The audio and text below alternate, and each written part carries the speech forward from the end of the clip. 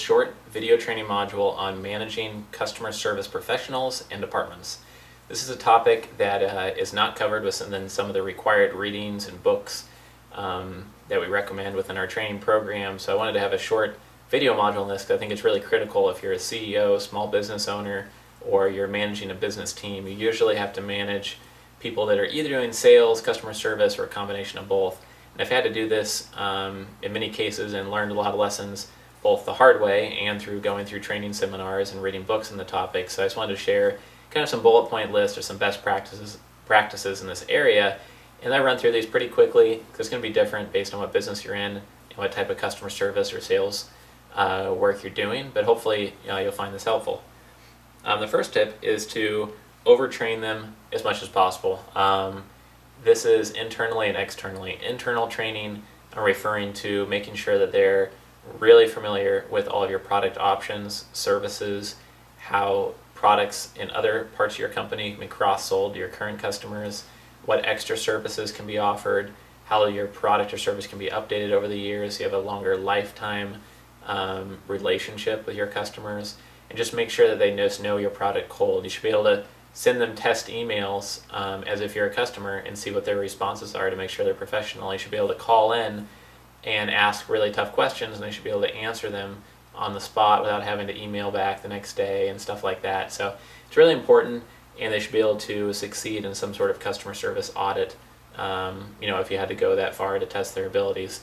External training wise, it's probably smart to give them some customer service training, some customer loyalty, best practices training, as well as typically sales training. What I've found in every single case where I've managed a customer service professional is that 80% of what they're doing is sales. It could be somebody who's already joined the program and there's an opportunity to sell them on joining another program.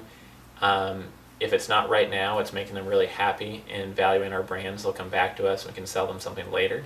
And lots of times customer service is kind of pre-selling. It's people that have questions about your program or your service or your product, and if they've looked at your product seriously enough to write you an email, and on the internet today, half the time when we write emails to websites, people that run websites in general, you don't get a response. So it could be even a large corporation or a Fortune 500 company, send an email, and it happens to all of us, you never hear back. So if someone spent the time to write you an email, they're one, interested in your product, they're two, they have taken the risk, they're going to waste all their time writing you this email instead of calling you.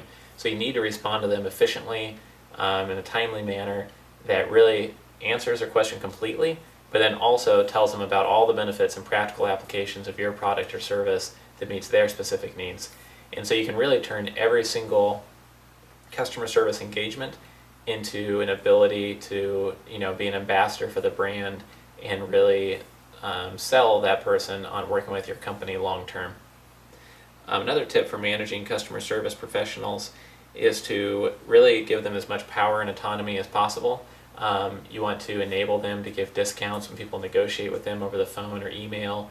In businesses I've ran, we usually give people the power to give a 15% discount on inexpensive products and up to a 20 to 30% discount on some of the most expensive coaching programs or training seminars would offer if there's extra room in them.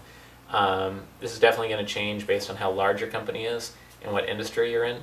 There's some products and services where prices are not negotiable, but you could at least give the person enough autonomy that they don't have to ask for approval for things like a product change or a modification. Either, they should have some things that they can decide on without having to go to you for permission to decide on everything. Because there's some things that aren't going to be worth your time if they're coming to you every day and annoying you with the same questions about, can they do this? Can I get approval for this? Can I get this form signed for this?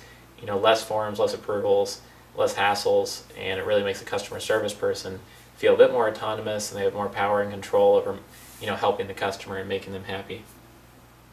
Another tip is to make sure that as frequently as possible you update your frequently asked questions on your website. That can help train new customer service professionals. It can help prevent questions coming into your customer service professionals, and it's just a best practice in running a website for your product and service in general. Another tip is to implement technologies that will make your customer service more efficient. If you work with people over the phone, getting a phone over the internet service such as Vonage It's $30 a month, and you can accept and place calls internationally. It can be really helpful, lower costs for your business, and make it really easy for international people to get a hold of you. Also, another service is like a click-to-chat service, and that can be a way so that people who don't want to wait for a slow email response can get quickly in touch with you over chat. Some people prefer chat via phone instead of phone or email, so it can be a really good option. It can lower your phone volumes if you have a click-to-chat option, and a good customer service rep can handle 2 or 3 click-to-chat conversations instead of 1 phone conversation at a time, so it's more efficient. And the last tip here is to have as many processes and systems in place as possible. You want to have templates for replying to common questions, systems for processing refunds, processes in place for engaging new clients and getting them started on your product or service, or you're working with you in general. And as many of those you have in place as possible are going to make the quality of your delivery of those products and services more complete, more reliable, more efficient. The quality will be higher more consistently, and your training will be that much easier. When you train somebody, you're going to say, look through this binder of processes, look through our frequently asked questions, and they'll be halfway trained just looking through things already prepared. The more you can do this and invest upfront, be proactive on documenting your systems and customer service, then the easier your life will be in that area. And it's always going to be a difficult, ever-changing area, customer service. So it's really worth your time to invest in putting these processes and best practices in place. So I hope you enjoyed this short video module on managing customer service departments and professionals as a business manager or owner. Thank you for joining us today. It's at businesstraining.com, where you can earn master's level qualifications to make more money.